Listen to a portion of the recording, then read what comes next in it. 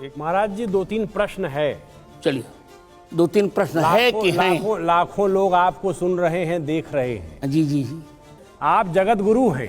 मैं हूँ निर्भ्रांत। जगत में मुसलमान है कि नहीं है? बिल्कुल है। फिर जगत गुरु की जगत गुरु सुनिए सुनिए, गुरु का अर्थ होता क्या है? गु शब्दस्तंधकार स्यात्, रु शब्दस्तन निरोधकृत।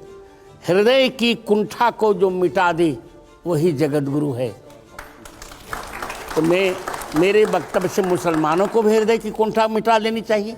एक दूसरा मुद्दा ये है, अभी 3-4 महीने पहले एक बैठक हुई देवबंद में, वहाँ मौलाना अरशद मदनी साहब ने एक बहुत अच्छी बात कही, एकता की बात कही। उन्होंने कहा कि जो अल्लाह है और जो ओंकार है, ये दोनों में दार्शनिक रूप से एकता है।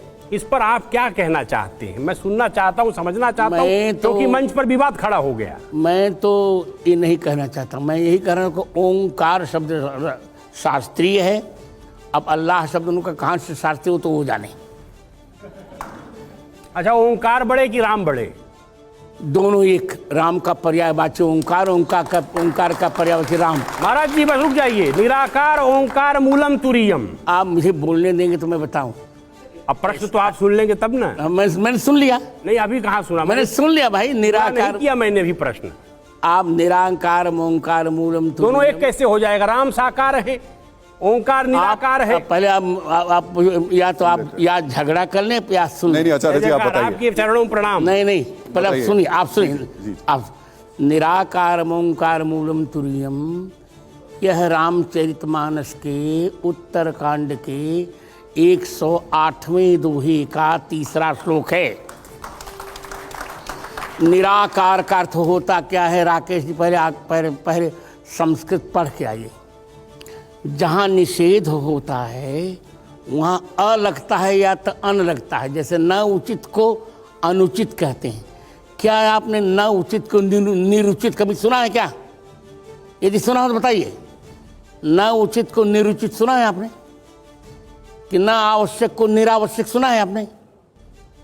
तो यदि न आवश्यक को निरावश्यक नहीं सुना है, न उचित को निरुचित नहीं सुना है, तो न आकार को निराकार नहीं कहा जा सकता।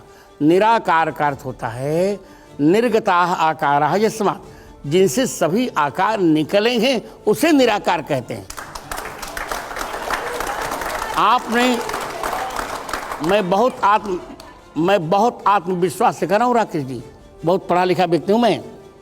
आचार्य जी सुनिए जरा, मैं बोल एक वाक्य बोलूं। जी बिल्कुल बिल्कुल। यदि अनाकार शब्द आपने कहीं सुना हो ईश्वर के लिए, तो मैं आपके सामने त्रिदंड फेंक दूंगा अपना।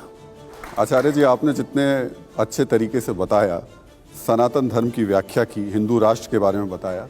दिक्कत इस देश में ये हो गई है कि नूह जैसी घटनाएं जब होती हैं और सड़कों पर जय श्री राम के नारे लगाते हुए जो लड़के निकलते हैं, वो इन परिभाषाओं को नहीं जानते हैं। वो सिर्फ इतना जानते हैं कि हिंदू राष्ट्र होगा, जय श्री राम का नारा लगाएंगे और दूसरे मजहब के दुकानें जला देंगे, बाइक जला देंगे, गाड़ियां जला देंगे। ऐसा नहीं होगा। ऐसे उन्माद को नहीं सहन किया जाए। मेरा वक्तव्य यदि कोई ध्यान से सुने, मैं तो कहा करता हूँ कि मैंने कभी चमत्कार को नमस्कार नहीं किया, प्रतिभा का सम्मान करता हूँ। मेरे प्रतिभा संपन्न वक्तव्यों को लोग सुने और सुन करके शास्त्रीय व्याख्याएं समझें। मैं संतों से भी कहूँगा कि संतों को बहुत पढ़ना चाहिए। आज सब कुछ हो रहा है पर संत पढ़ नहीं रहा है।